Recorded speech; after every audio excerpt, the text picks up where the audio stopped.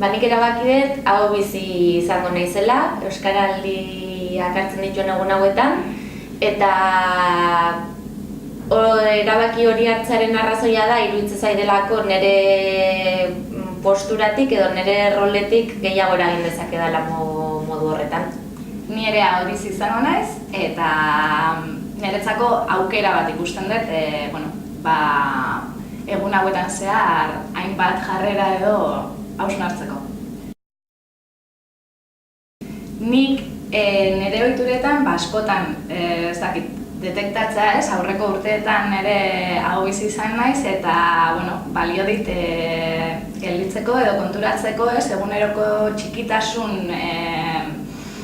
txikitasuneko jarrera askoz konturatzeko eta horiek aldatzeko aukera ematen dit. Nik hau bizi bezala saiatuko naiz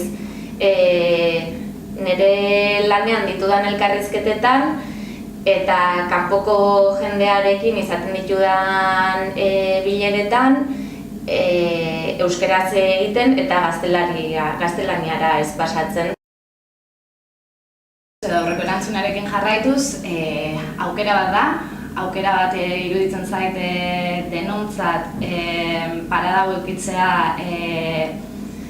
hausnartzeko aukera ematen dute egun hauek, gure hizkuntz jarrerak edo gure hizkuntz ohituretako hainbat gauzetaz kontziente egiteko eta horiek aldatzeko konpromesua hartzeko eta horrela denen artean ere denon ardura da hizkuntza.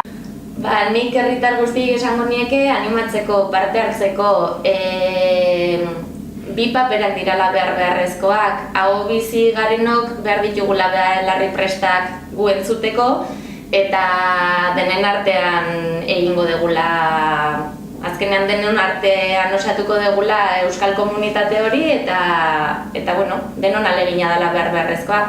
Orduan, animatu, parte hartu dena eta aprobetxatu aukera eta izan zaitez hau bizi edo belarri prest.